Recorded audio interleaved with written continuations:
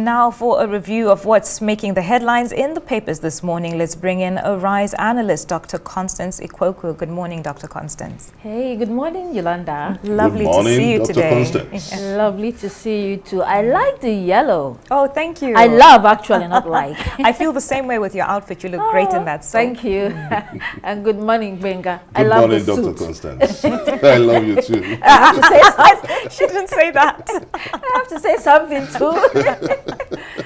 Anyway, you look good as well. Good to see both of you. Likewise. Hello there and welcome to the program. We begin with this day newspaper.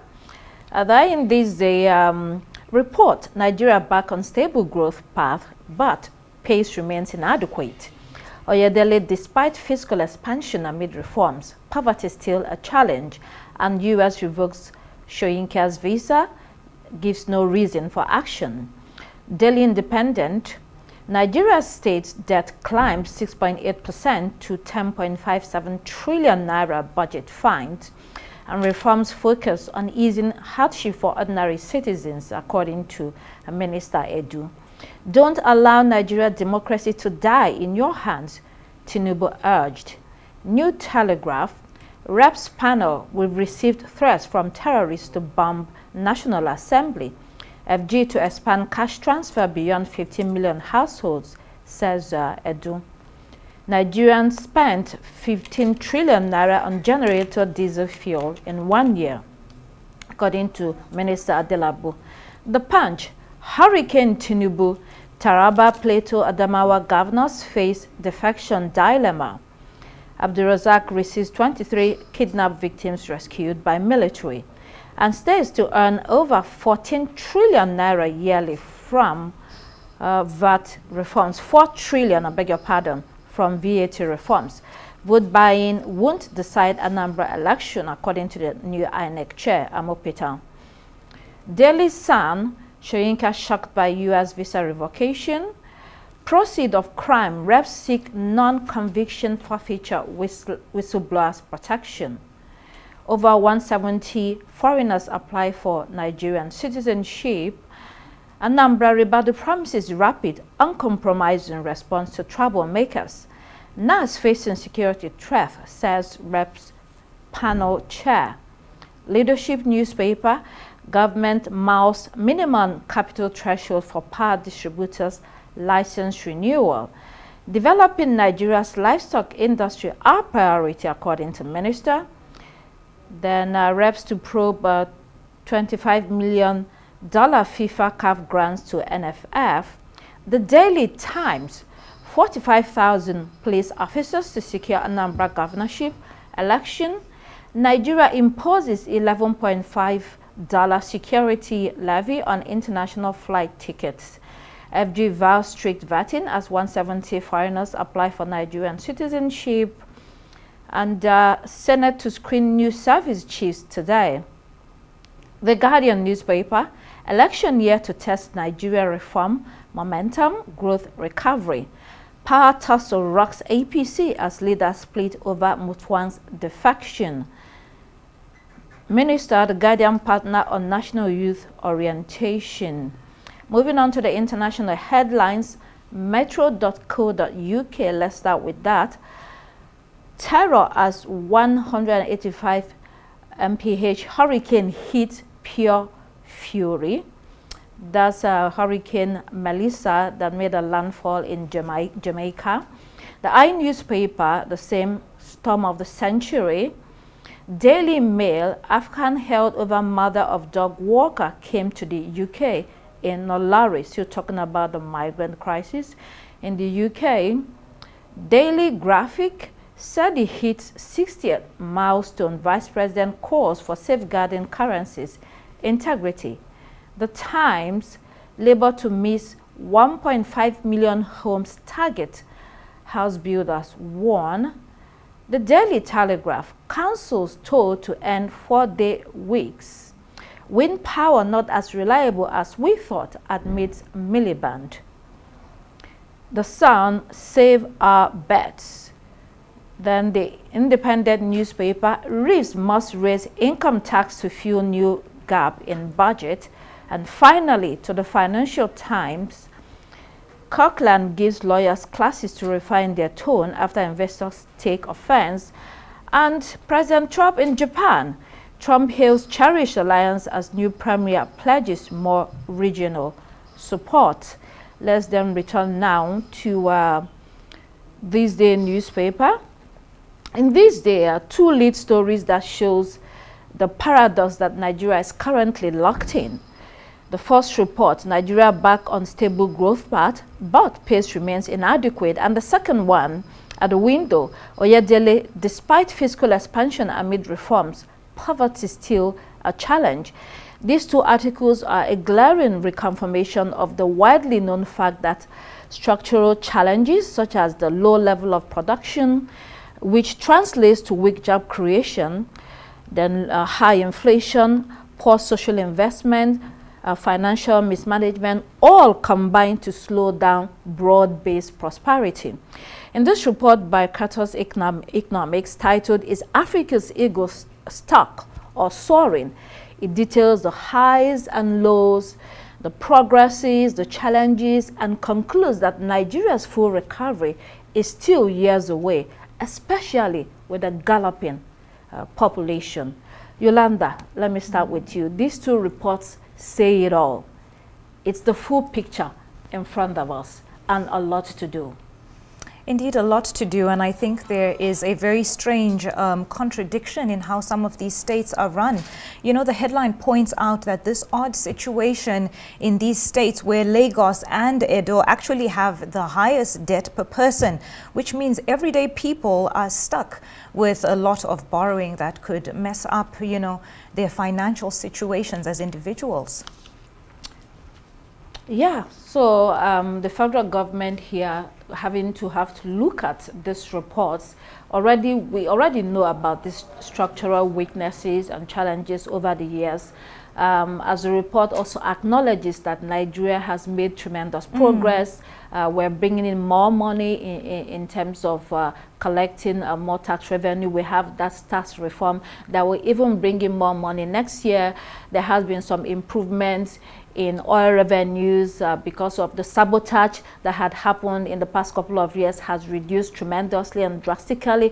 So yes, there is movement in the upward trajectory. At the same time, it doesn't mean that it is translating into prosperity for Nigerians, you know, on a daily basis. We see how that high rate of inflation is affecting the pockets of ordinary people, whether it's in terms of the salaries that they take home or in terms of the cost of transport or the cost of food. So all in all, what this report is saying to the Nigerian government is there is still a lot of work to do, so yes, we have to get on with it. All right, we still have another story to look at in This Day newspaper, which is on the Nobel laureate, Professor Wole Soyinka. Let's look at that. U.S. revokes Soyinka's visa, gives no reason for action. We also have that story in Daily Sun, so let's pull up Daily Sun newspaper. Soyinka, shocked by U.S. visa revocation, says he's been asked to reapply. The Nobel laureate believes that this may have occurred due to his criticism of Donald Trump, calling him the white version of Idi Amin. Remember, he had ditched his green card when Trump became president the first time. But, I mean, at 91, it is doubtful if this has much impact on Mr. Soyinka, who's had a dazzling, you know, and fulfilling life.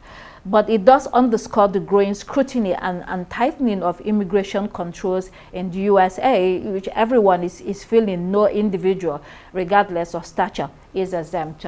Benga. I think it resonates how people personalize the instrument of government and now use it to more personal issues and being vindictive with the instrument of governance. And I think this is a low watermark for the United States. By the way, who wants to go to US? What's in the US? I think we need to change this narrative of this mass exodus of Nigerians, of people going to US and creating unnecessary migrant crisis. It's not as if it's a gold mine on its own. So doing that to the literary icon, in the international community, there is what is called a diplomatic slap. it's not just about Wole Soyinka now. I think it's about the nation. So sometimes you look at someone that represents a towering figure, a personality that personalizes a national pride and that comes with a global influence, and you try to humiliate the person diplomatically just to slide the nation, to snare the nation. So I think the federal government, and that's why we've been calling here that there is a much more fundamental need for the president to appoint ambassadors, at least to crucial missions abroad, so that these issues could be taken proper care of, and it could be responded in the most professional way that we can. So I think that I will leave it at that. Benga, I'd like to, sorry if I can jump in, Dr. Constance. I'd just like to actually agree with all that you said. Those are very pertinent issues that you brought up. And, you know, let's look at both sides of the coin as well. You know, the government of any country has the right to say who comes into their country or not, provided that there is enough reason to do that, and it must be transparent, and there must be enough legal backing for the decisions that they're making. But let's not forget that in 2017, it made news globally that Wole Soyinka destroyed his residency documents. So is that related? We don't know that. But that's also a good point to mention in the analysis of this type of headline. You know, we don't know what the motives are of the US having all of these revocations. If you remember, in a few months and weeks ago, we have also been carrying several reports where we were discussing that many people were invited to the US embassy to bring in their passports because their visas were being revoked. So we don't really have any reasoning because they have not provided any. And all that we can look at now is the facts that we have and what history has shown us. But it is also, Yolanda, it is also a known fact that the U.S., since President Donald Trump came into power, has revised all its visa rules and procedures. You know, Nigerians are not the only ones affected, the whole world entirely. I mean, when you look at what ICE is doing with immigration within the U.S., you know, chasing down people and deporting them on a daily basis, it just explains, you know, the promises that he made during the campaign is what he's carrying out. All right, let's move on to another newspaper. Leadership this morning. Lagos Edo top debt per capita list as states with liabilities hit 10.57 trillion naira according to budget 2025 ranking. Also in Daily Independent, it's captured as Nigeria state's debt climbed 6.8%. Anambra emerges most fiscally sustainable in 2025. Also, Lagos, Abia, Anambra, Kwara, and Enugu are top 5 states that can finance operating expenses exclusively from internally generated revenue. The least viable states in this country, according to this ranking, are Yobe, Benue, Jigawa, Kogi, and Imo. This ranking measures states' ability to meet recurrent expenditure obligations using only IGR, that's internally generated revenue, which is a pointer to financial autonomy and long-term viability. According to this report, 28 states still depend heavily on federal allocation to fund operations. A massive touchlight on the feeding bottle state, Benga, with weak states that have very poor economic base and fiscal dependence. I think the narrative speaks to us that monetary abundance, macroeconomic reforms, and abundance does not necessarily translate to fiscal prosperity in the fiscal space. And I think that is where we need to be intentional, especially at the sub-national level that have gotten an increased allocation. By 2026 now, the allocation from FAC, from the Federal Account and Allocation Committee, will be 55%. And but have they been able to translate this to reach out the common man? That's the gap from the macroeconomic reforms to the microeconomic reality that we are facing. And it shows that a lot of states still prioritizes recurrent expenditure picture. And that is the problem. That is the missing link. Look at the reforms the Enugu state government is spearheading. And that in terms of its gas reforms and many other agricultural reforms and so many things. And that's why Enugu is one of the states that can stand on its own without federal allocation. But for many of the states, still relying heavily, 28 of the 28 states are still depending heavily, I think 50%, and 20 states now depend on their recurrent expenditure 70% on federal allocation. That's not a good narrative. So we need to see a situation where the state governors would be able to take advantage of the current windfall to transform the fiscal space. I think that's what is needed now. And to think that we're also discussing the creation of 6 more states in every geopolitical zone, which means we're going to be increasing administrative costs, not necessarily increasing the productivity of Nigerians. So it's a conversation that has to go on.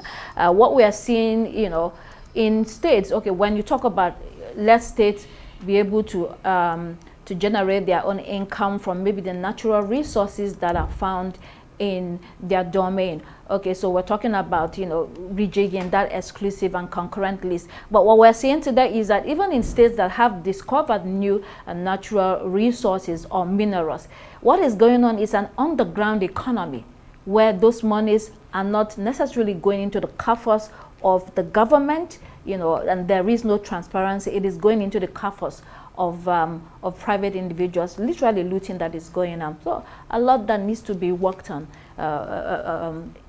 you know, in terms of making sure that states are able to be viable in this country. We have another story to look at in the Daily Times. So let's go to the Daily Times newspaper. Nigeria imposes $11.5 security levy on international flight tickets starting from December 1 this year. The charge imposed by the Nigeria Civil Aviation Authority is known as the Advanced Passenger Information System charge, and will generate $46 million annually for NCAA. The charge is to streamline passenger clearance by collecting and processing passenger information before arrival, and this is being done in partnership with the Nigeria Immigration Service.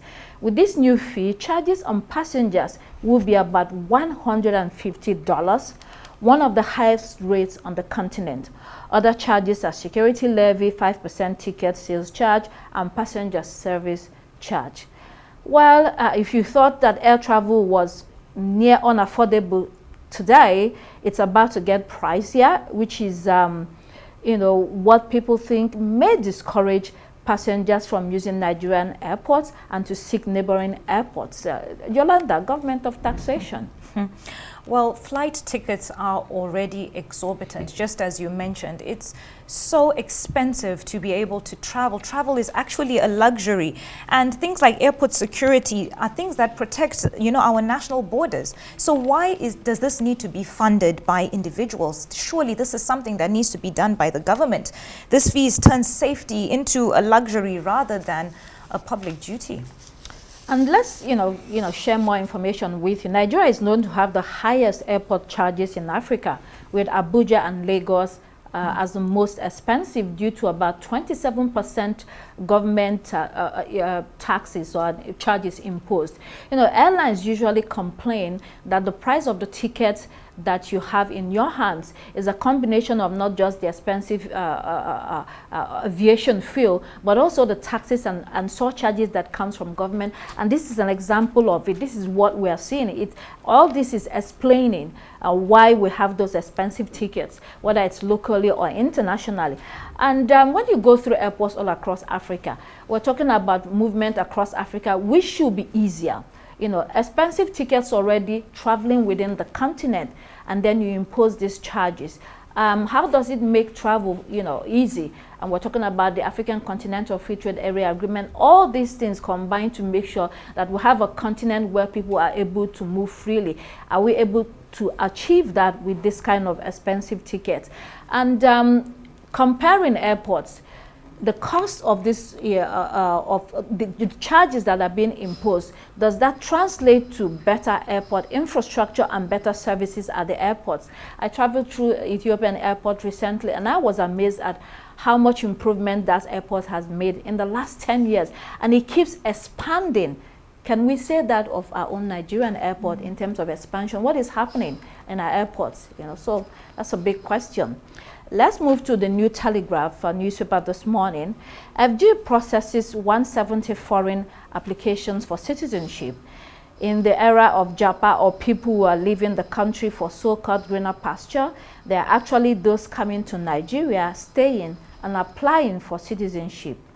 Benga, isn't it a paradox that, I think it's a paradox that's shared by differing perspectives and opportunities?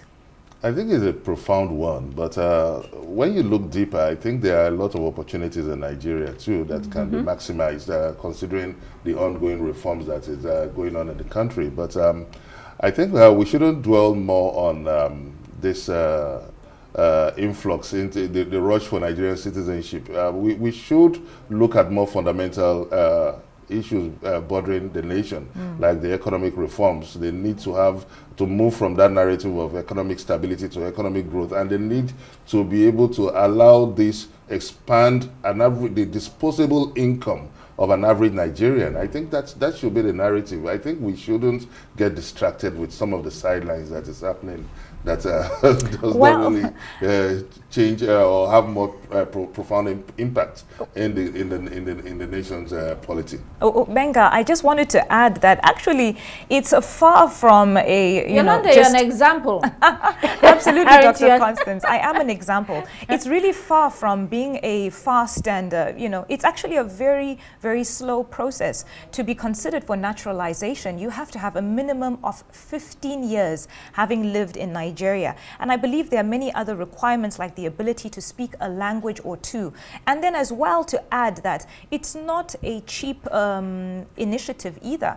You're paying about a million naira minimum to even start with your processing. So this racks in a lot of money, but at the same time, it's a very, very slow process. It's not something that happens overnight. You have people who come here, they move for their family, they move for their businesses, and they decide that they want to make Nigeria their home. So it's a very interesting thing to see. And I mean, to see 170 foreign applications, I feel like the numbers are rising with each year.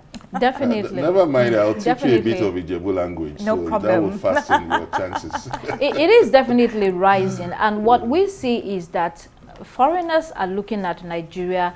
Is definitely a big market, and it's a growing market, the largest in Africa. There's that between Nigeria and South Africa. But there are opportunities, whether you're talking about the energy sector, the agricultural sector. The Chinese are all over this place.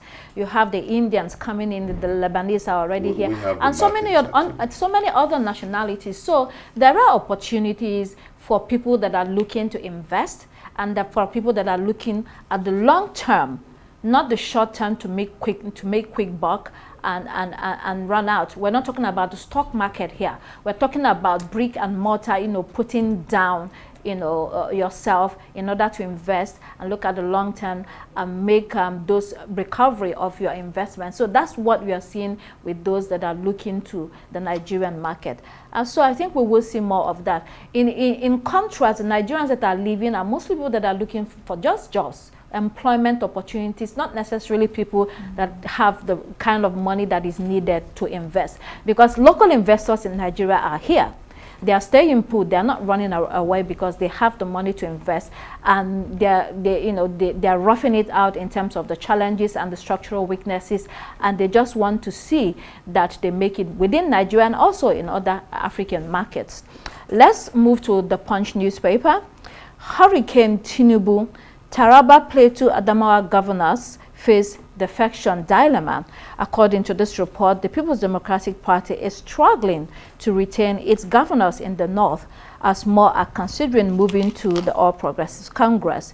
PDP now has governors in only 8 states across the country, and these are Bauchi, Oyo, Adamawa, Osun, Plateau, Taraba, Zamfara, and Rivers. APC is reportedly courting governors of Abia, which is a Labour Party, and then there is Rivers, Taraba, and Plateau, which this report says may defect by the end of the year. I mean, at this rate, if more PDP governors defect, it will completely destroy the balance of multi-party competition, won't it, Gbenga?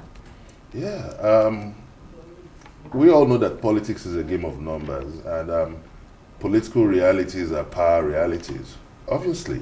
But what do we blame? The PDP that has refused to put its house in order by showing flagrant disregard for internal democracy. I think wooing opposition members to strengthen your party is also the name of the game. Is synonymous to the game of politics in Nigeria. So I think the opposition politicians, if they really want to do politics, they better wake up to the real, political dictates, the real political realities, because it seems that there is a flagrant disregard for internal democracy in the PDP as a leading opposition party. Look at what happened to Sule Lamido, that some people should be rushing to Adamawa to get a nomination, expression of interest and nomination form. All this does not speak well about the PDP. It doesn't show PDP as a party that respects equality. It doesn't show the party as a party that has that internal democratic mechanism to drive the party to build an all-inclusive. This was a party that was founded in 1999 on that spirit of national consensus. But all this is fast eroding. If this could happen to a founding member, Sule Lamido, if a two-term governor, then what is the fate of the average member of the party? But so Benga, if the, okay. No, just wrap up, yes. So if the governors of Plateau, Adamawa, and Benue are planning, it's just looking for a platform that would drive the interest of the state. You can't blame the party, the governors at this point in time. But the failings of PDP aside, don't you think that there is an intentional, deliberate muzzling of the political space of the future? Yes, in the past we have seen cases where you're trying to woo the opposition party, but we've never had this bad, and this is really bad for pluralism in the country. And it also highlights that discussion at the National Assembly about, you know, how the Constitution has to be reviewed. There's ongoing constitution review today, but the talk about making sure that those who differ from their parties actually lose their seats. Lawmakers can, but the governors should not lose their seats. That's the law today. But they are saying that definitely we should be looking at that. If you decamp from your party, then you lost confidence in the people that voted you on that particular platform, then you should definitely leave the seat. I don't know if we'll get to that, but it's something that's been discussed as a National Assembly. Let's move on to the international headlines. Let's start with the Financial Times newspaper. We're talking about Trump in Japan. Welcome. Trump hails cherished alliance. President Donald Trump and Prime Minister Sanae Takachi did not hesitate yesterday to lavish praises on each other, promising to strengthen ties between both countries. The big takeaway, Yolanda, here is that there was a deal signed on rare earth and other minerals. Yes. And since China announced that restriction on export of rare earth minerals, critical for the defense applications such as fighter jets, missiles, and radar systems, the U.S. has been on it. The other day, it signed similar deals at the ASEAN summit, and now it has done that with Japan. There is no doubt that President Trump at the moment is looking for as many new allies as possible. You know, his tariffs offer some months ago didn't sit well with many nations, and it has caused a rift with so many of the relationships that he previously had. So now seeing him with all these, this Japanese prime minister now, and as well, his trip to Malaysia of the past few days, having these talks in Kuala Lumpur, and his trips to China, he's really going strong with what he wants. And it's still very surprising that we are still in the first year. We haven't even completed the first year of Donald Trump's administration, and he's really making waves for what he believes to be the best for his nation. Definitely, and two stories, Tanzania and Cameroon. Cameroon, we already know, smothering violence erupted in that country in the aftermath of President Paul Biya's victory. The near future would largely depend on how long the opposition and the country in general is able to hold up against President Paul Biya, whether he's going to capitulate. And Yolanda, I also wonder whether he will be airlifted by a French military plane as they airlifted the president of Madagascar. Andry Rajoelina, who fled for fear of his life. I don't know if that's going to happen, but let me quickly bring in Tanzania before you then comment. In Tanzania, this quiet ahead of the elections scheduled for today, presidential elections. The current president, Samia Hassan, became president in 2021 following the death of her predecessor, John Magufuli. She became, she was vice president at that time. So the allegations of oppression against the opposition and silencing them, the two main opposition parties, which are Chadema Party and ACT Nazalendo, have been barred from contesting. So virtually Hassan is left going unchallenged. There are minor parties, but those ones we don't think it will make any difference. So at this rate, Hassan, may for the first time compete for the presidency and win, but people are afraid of that muzzling of the political space in Tanzania. Well, speaking in the order of the reports that you mentioned, speaking of Cameroon first, we don't know what the future holds. This smothering of what is going on in the nation is quite a sad thing to see. I think it's something we see pretty often with our African nations when violence breaks out during election periods. It's really difficult to then determine whether this is, politically motivated or it really is peacekeeping in these nations. But while maybe eighth time is a charm this time for Cameroon, so we wait and see. As for Tanzania, as you rightly mentioned, they go to the polls today, and they are expected to have about 37 million people who are expected to go to the polls today. So we wait and see how that unfolds. Just as you rightly mentioned as well, she came into power March of 2021, following the death of the then head of state. And if you remember as well, he was only in power for 6 months before he died. So this is a really big turning point for the country.